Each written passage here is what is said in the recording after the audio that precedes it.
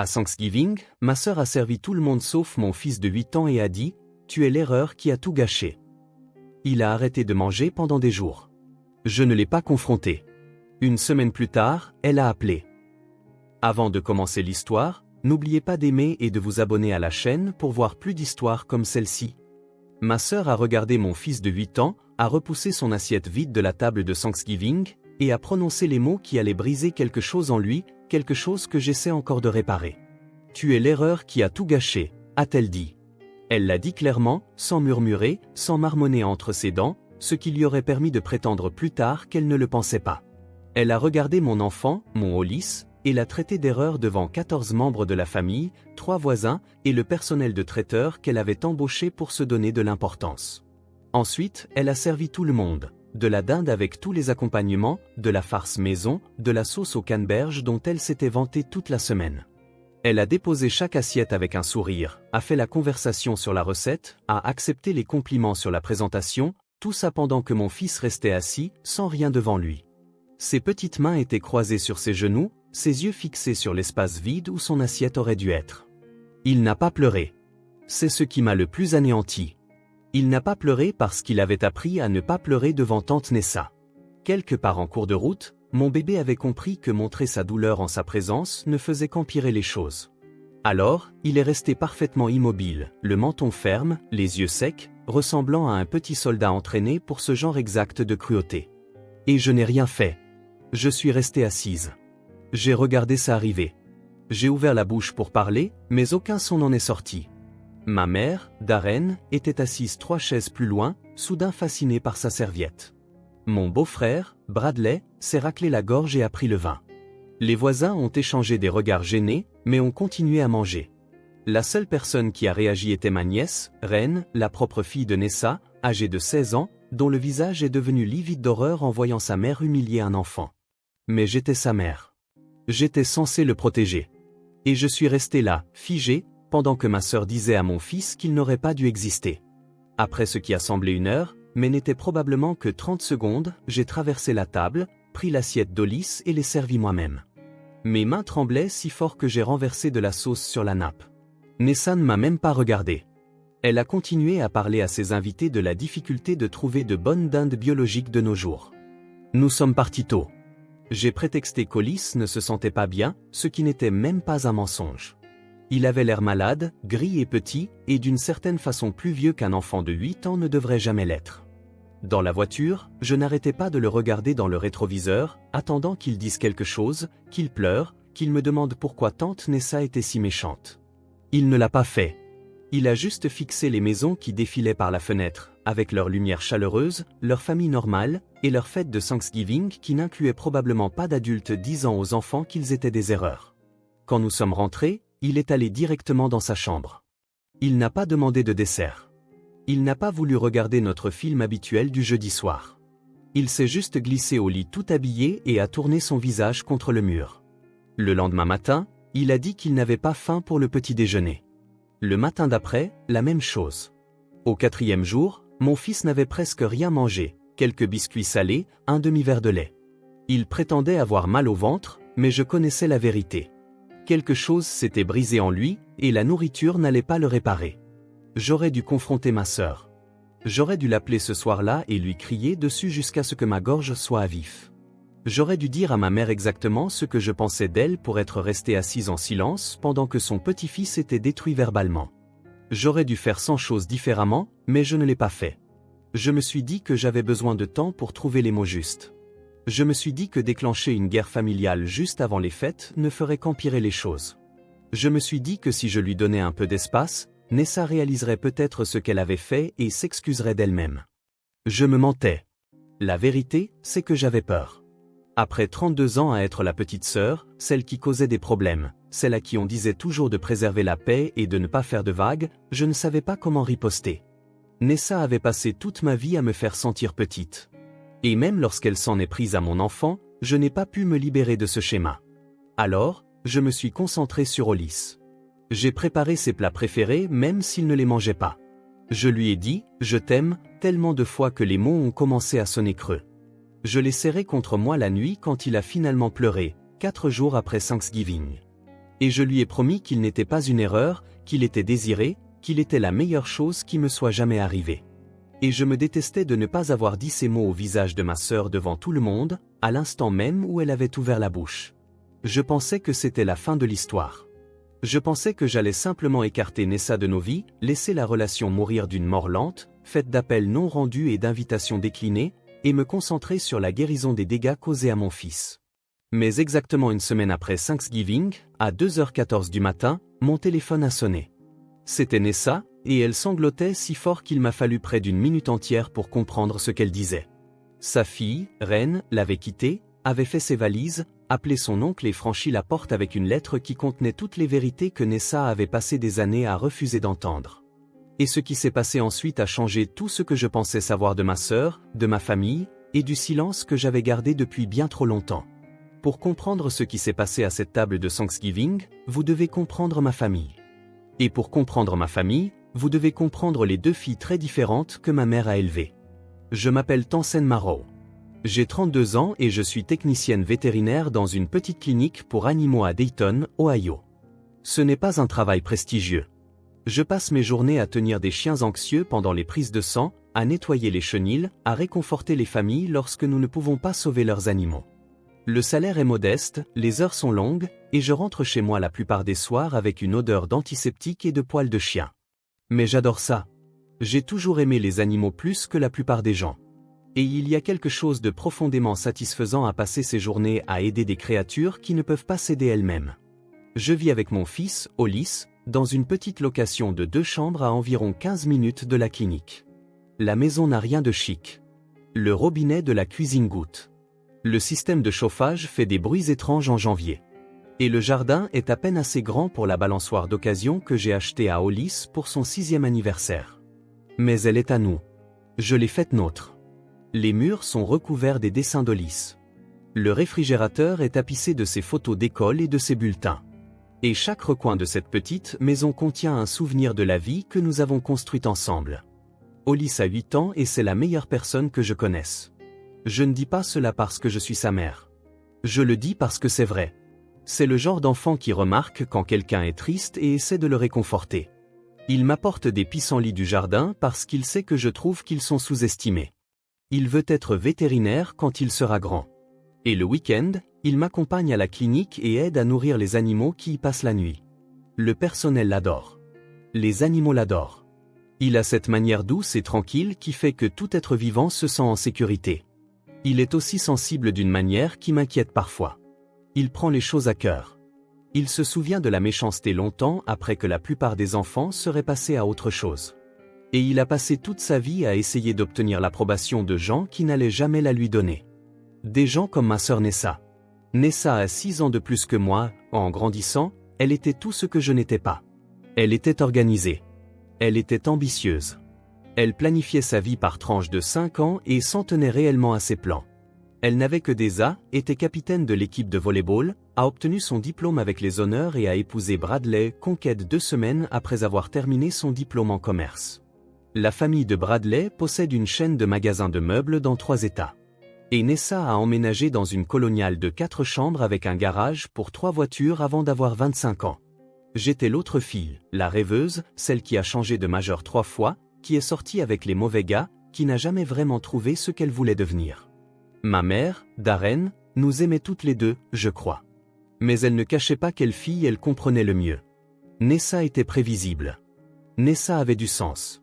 J'étais un point d'interrogation qui ne se transformait jamais en réponse.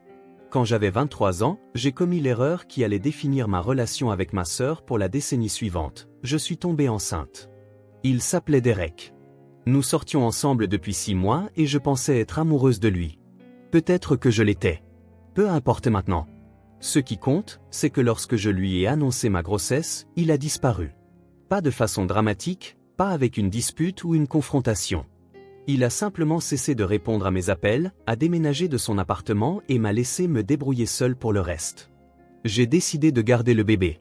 Ce ne fut pas une décision compliquée pour moi. Je l'ai désiré dès le moment où j'ai su qu'il existait. Mais le timing était catastrophique. L'annonce de ma grossesse est arrivée 2 mois avant le mariage de Nessa. Le mariage qu'elle planifiait depuis plus d'1 an. Le mariage qui était censé être le couronnement de sa vie parfaitement orchestré. Soudain, toute l'attention de la famille s'est déplacée. Mes parents s'inquiétaient pour moi, s'inquiétaient pour le bébé, s'inquiétaient de la façon dont je m'en sortirais en tant que mère célibataire.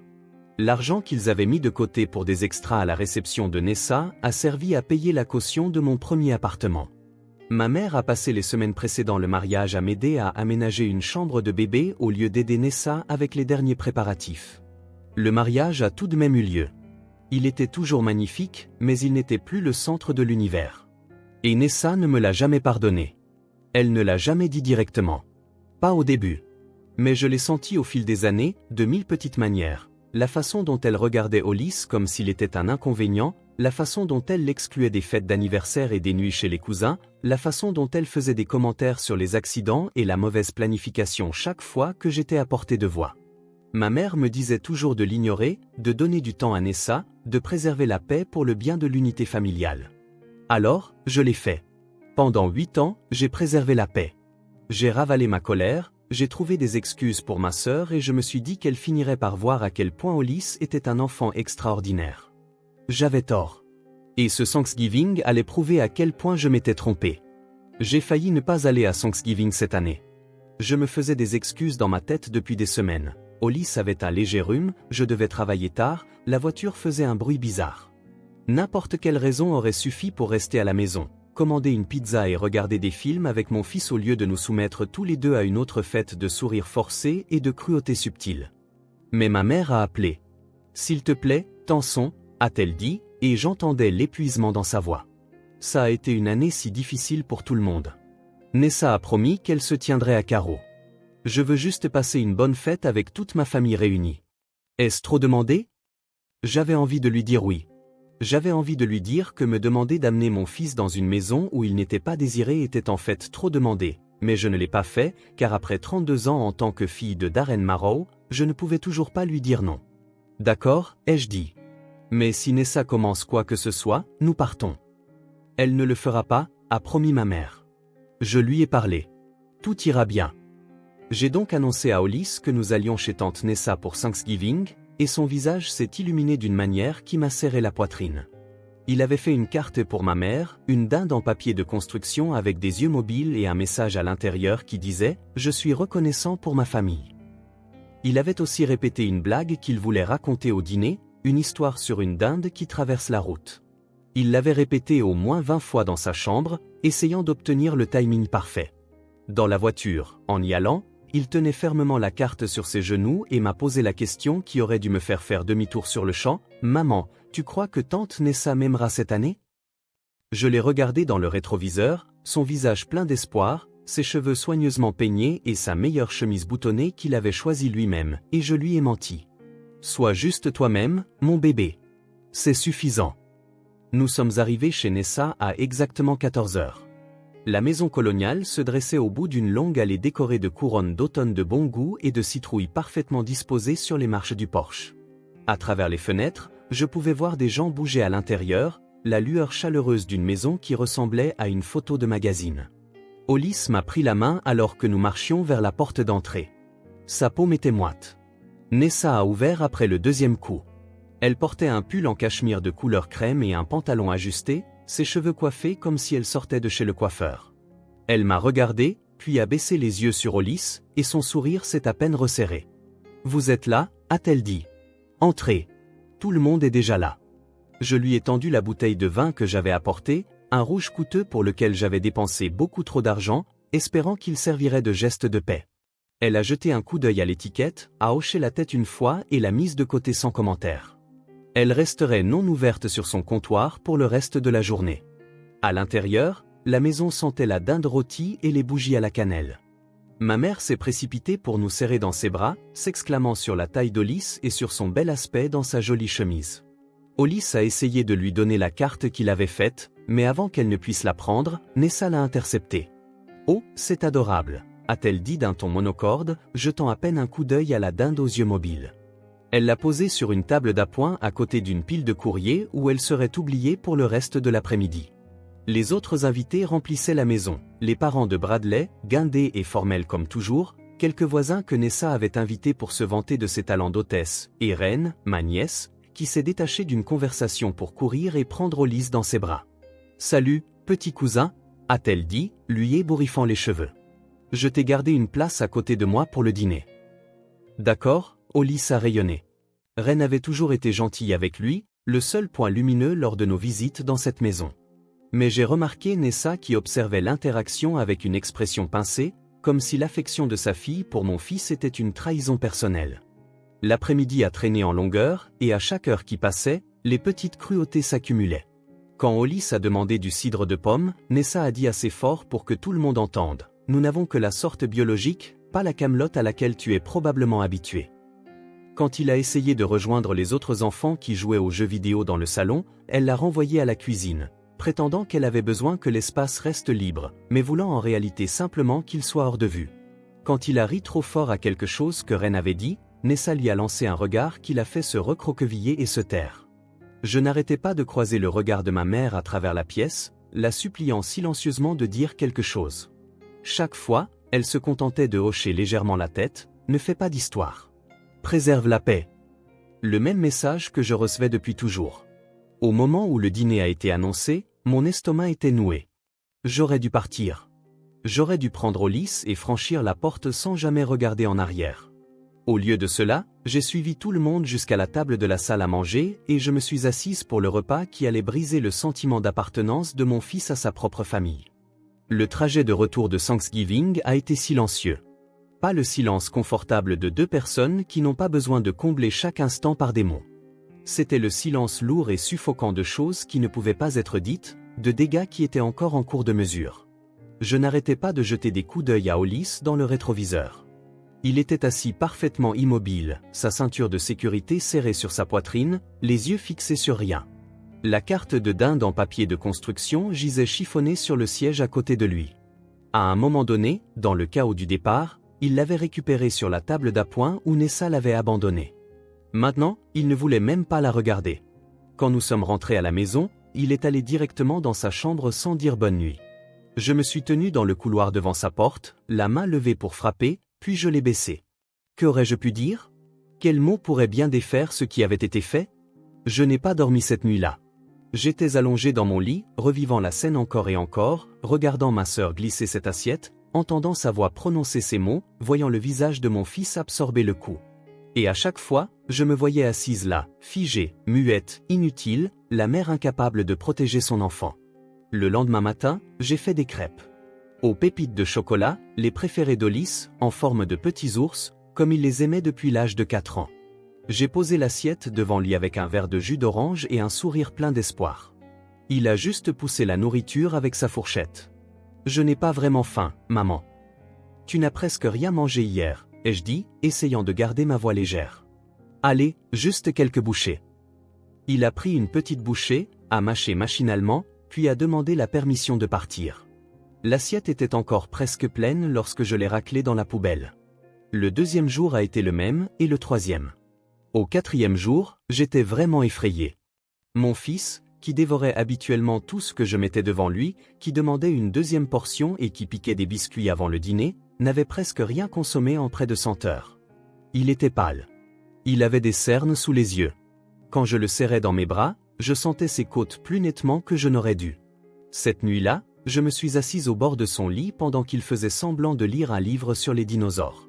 J'ai pris doucement le livre de ses mains et l'ai mis de côté. « Hollis, nous devons parler de ce qui s'est passé chez tante Nessa. » Il ne m'a pas regardé, ses doigts tiraient sur un fil lâche de sa couverture. « Je sais que ce qu'elle a dit t'a blessé, » ai-je continué. « Et j'ai besoin que tu saches que rien de tout cela n'était vrai.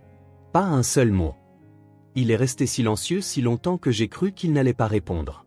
Puis, d'une voix si petite que j'ai dû me pencher pour l'entendre, il a posé la question qui a brisé ce qui restait de mon cœur. « Maman, est-ce que je suis une erreur? Est-ce que j'ai tout gâché? C'est pour ça que papa est parti? C'est pour ça que tante Nessa me déteste? Est-ce que j'ai fait quelque chose de mal juste en étant né? » Je l'ai serré dans mes bras et je l'ai tenu pendant qu'il pleurait enfin. 4 jours à se retenir, à être courageux, à faire semblant que tout allait bien, et tout est sorti en grands sanglots qui secouaient tout son corps. J'ai pleuré aussi. Je ne pouvais pas m'en empêcher. J'ai pleuré pour mon fils et pour mon échec, et pour toutes les années où j'avais laissé ma sœur saper son estime de soi pendant que je restais là à regarder. Tu n'es pas une erreur, lui ai-je dit avec ferveur. Tu es désiré. Tu es aimé. Tu es la meilleure chose qui me soit jamais arrivée. Tante Nessa a eu tort de dire ce qu'elle a dit, et cela n'a rien à voir avec toi. Tu me comprends? Rien du tout. Il a hoché la tête contre ma poitrine, mais je sentais que le doute était toujours là, vivant en lui. Les mots n'allaient plus suffire. Après qu'il se soit endormi, je suis restée assise dans mon salon sombre et j'ai composé une douzaine de messages différents à ma sœur. Certains étaient furieux, remplis de jurons et d'accusations. Certains étaient suppliants, lui demandant comment elle avait pu faire ça à un enfant. Certains étaient froids et formels, annonçant que je la coupais définitivement de nos vies. Je n'en ai envoyé aucun. Je me suis dit que j'avais besoin de temps pour trouver les mots justes. Je me suis dit que d'envoyer un message de colère à minuit ne ferait qu'empirer les choses. Mais la vérité était plus simple et plus honteuse, j'avais toujours peur d'elle. Après tout ce qu'elle avait fait, une partie de moi était toujours la petite sœur qui devenait nerveuse quand Nessa était contrariée, qui se tordait en quatre pour éviter sa désapprobation. Le 5e jour, mon téléphone a vibré avec un message inattendu. C'était de Reine. Tante Tam, je suis tellement désolé pour ce qui s'est passé. Je n'arrête pas de penser au visage d'Ulysse quand maman a dit ça. C'était cruel et mal, et je le lui ai dit. Elle m'a hurlé dessus pendant 20 minutes, m'a traité de déloyale, a dit que je te choisissais elle. Je m'en fiche. Ce qu'elle a fait est impardonnable, et j'ai besoin que tu saches que j'aime Ulysse. Il n'est pas une erreur. C'est mon cousin préféré, et je le trouve formidable. S'il te plaît, dis-le lui de ma part. J'ai lu le message 3 fois à travers mes larmes. Cette jeune fille de 16 ans avait plus de courage que moi. Elle avait regardé sa propre mère et avait qualifié son comportement pour ce qu'il était. Elle avait défendu mon fils alors que je ne trouvais pas ma voix pour le faire moi-même. J'ai répondu par un message la remerciant, lui disant qu'elle n'était pas responsable des actions de sa mère, lui disant que son message comptait plus qu'elle ne pouvait l'imaginer. Et quelque chose a changé en moi. Je n'ai toujours pas confronté Nessa. Mais j'ai pris une décision. C'en était fini. Plus de fêtes dans cette maison. Plus question d'exposer mon fils à quelqu'un qui le considérait comme moins que le miracle qu'il était. Ce que je ne savais pas, c'est qu'un ajustement de compte était déjà en route et qu'il arriverait à 2 heures du matin, une semaine plus tard, avec ma sœur en larmes à l'autre bout du fil. Le téléphone a sonné à 2h14 du matin. Je connais l'heure exacte parce que j'étais déjà éveillé, allongé dans mon lit et fixant le plafond, parcourant les mêmes boucles mentales dans lesquelles j'étais piégé depuis une semaine. Le son a fendu l'obscurité comme une alarme. Et quand j'ai vu le nom de Nessa s'afficher, mon premier réflexe a été de la laisser aller à la messagerie vocale. Mais quelque chose m'a poussé à répondre. C'était peut-être l'heure. Personne n'appelle à 2 heures du matin pour de bonnes nouvelles. Allô? Le son qui est sorti du haut-parleur était à peine humain. C'était une douleur animale brute, le genre de pleurs qui vient de quelque part plus profond que les larmes. Il m'a fallu près d'une minute entière pour comprendre que les sons haletants et étouffés étaient ma sœur essayant de parler. Elle est partie, a finalement réussi Nessa. Tanson, elle est partie. Mon bébé m'a quitté. Je me suis redressé dans mon lit, le cœur battant. Nessa, doucement. Qui est parti? De quoi tu parles?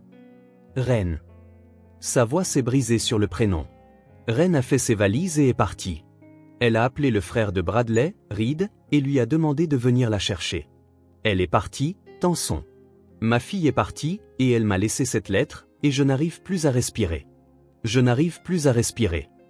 J'ai écouté ma sœur hyperventiler à l'autre bout du fil et j'ai ressenti quelque chose d'inattendu. Pas de satisfaction, même si une partie de moi pensait que je devrais en ressentir.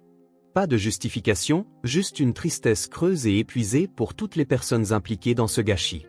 Dis-moi ce qui s'est passé, ai-je dit. À travers des phrases brisées et des respirations tremblantes, Nessa a expliqué. Reine avait été distante depuis Thanksgiving. Froide. Elle avait cessé de descendre pour les dîners de famille, cessé de participer aux conversations, cessé de regarder Nessa directement. Quand Nessa l'a confrontée à propos de son attitude, Reine avait explosé. Elle a dit que j'étais un monstre, a chuchoté Nessa. Elle a dit qu'elle m'avait vu détruire un enfant innocent et qu'elle ne pouvait plus me respecter. Je lui ai dit qu'elle exagérait, qu'elle ne comprenait pas les dynamiques familiales adultes, qu'Ulysse irait bien, et elle m'a juste regardé comme si j'étais une étrangère, comme si elle ne me connaissait pas du tout. Cette conversation avait eu lieu 2 jours plus tôt. Ce soir-là, Nessa est rentrée d'un événement caritatif pour trouver la chambre de Ren à moitié vide. Ses vêtements étaient partis, son ordinateur portable, les photos de son tableau d'affichage, et sur le lit, une seule enveloppe avec « Maman » écrit dessus. « Lis-la moi » ai-je dit doucement. Les mains de Nessa tremblaient si fort que j'entendais le papier bruisser au téléphone. Elle a commencé à lire, sa voix à peine audible. « Maman, j'ai essayé pendant 2 jours de comprendre comment tu as pu dire ce que tu as dit à Hollis. J'ai essayé de te trouver des excuses. J'ai essayé de me convaincre que j'avais mal entendu ou mal compris, mais je n'ai pas mal entendu. Je t'ai vu regarder un enfant de 8 ans, un enfant qui n'a jamais voulu que ton amour. Et je t'ai vu le traiter d'erreur en face. Je l'ai vu essayer de ne pas pleurer parce qu'il a appris que pleurer en ta présence empire les choses. J'ai vu tante Tanson rester figée parce que tu as passé tant d'années à la démolir qu'elle a oublié comment se défendre. Et j'ai réalisé quelque chose qui m'a brisé le cœur. Je ne sais plus qui tu es. Ou peut-être que je sais enfin qui tu es. Et ça, c'est pire. Je ne veux pas devenir le genre de personne qui blesse des enfants à cause de sa propre amertume. Je ne veux pas devenir toi. Je vais rester chez oncle Reed jusqu'à ce que je trouve qui je veux être. S'il te plaît, ne me contacte pas tant que tu n'auras pas trouvé qui tu veux être aussi. Je t'aime, maman, mais je ne t'aime pas en ce moment, et je ne suis pas sûr de t'aimer à nouveau. Nessa s'est effondrée en sanglots. Je suis restée assise dans ma chambre sombre, le téléphone pressé contre mon oreille, et je l'ai laissé pleurer. Il n'y avait rien à dire. Sa fille lui avait tendu un miroir, et Nessa voyait enfin ce que nous avions tous vu depuis des années. Lorsque les sanglots se sont suffisamment calmés pour qu'elle puisse parler à nouveau, Nessa a dit quelque chose que je ne m'attendais pas à entendre.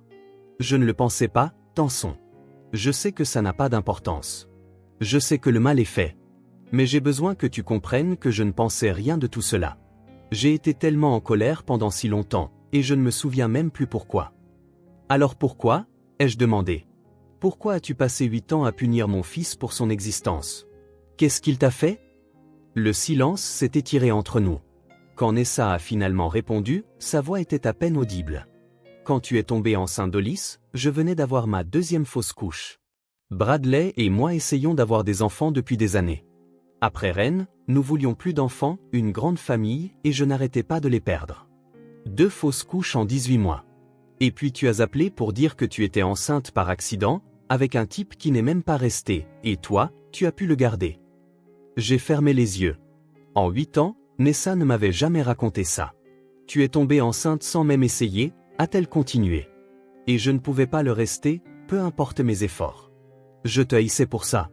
Je le haïssais, lui, d'exister alors que mes bébés n'existaient pas. Je sais que ce n'est pas juste. Je sais que rien de tout cela n'était sa faute ni la tienne, mais je ne pouvais pas m'empêcher de le ressentir. Et ce sentiment a grandi jusqu'à devenir quelque chose de pourri et je l'ai laissé tout empoisonner. Ce n'est pas une excuse, ai-je dit doucement. Je sais. Elle pleurait à nouveau, plus doucement. Je sais que ce n'en est pas une, mais c'est la vérité. Et je te le dis parce que Ren m'a demandé de trouver qui je voulais être. Et je pense que cela